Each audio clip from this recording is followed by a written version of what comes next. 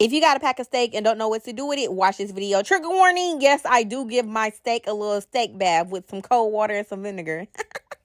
Then I went ahead and patted it dry after I cleaned my steak off. If you don't do that step, that's cool, okay? Then I seasoned it with some garlic powder, onion powder, thyme, and some steak seasoning. Super quick and easy. You don't need a lot. I seasoned one side, and then in my cast iron pan, I went ahead and seasoned the other side. I added some butter and some olive oil into the pan, smoking hot, yes, because I want my steak to be crispy, okay? I made the steaks for about, these were thinly sliced. So I made them for about 2 minutes on each side, 2 to 3 minutes on each side. They didn't need that long. And plus, you don't want to overcook them at this stage or fully cook them at this stage because I'm making pepper steak over mashed potatoes. So you would just need to halfway cook them because you're going to add them back into the pan with your peppers and your onions and stuff like that. Yeah. So I want to say like 2 minutes on each side. That's it. And plus, they were thin. And then I wanted them to be like medium well. Yeah. So in that same dish, after you make your steak, you want to add you some butter, a little bit of water, and go ahead and add your bell peppers. It doesn't matter what color. I just happen to have red, green, and yellow.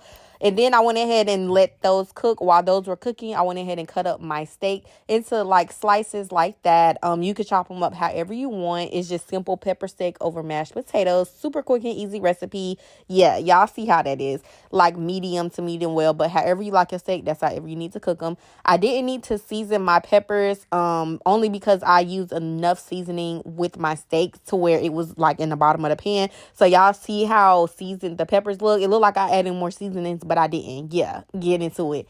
And if you know, you know. I make my homemade mashed potatoes like this. I went ahead and boiled some red potatoes, added some minced garlic, some salt and pepper and parsley, and some heavy whipping cream, and I went ahead and gave that a good mix. Yeah. You can use russet potatoes as well. I just like to use red potatoes and take a little bit of the skin off and leave a little bit of it on.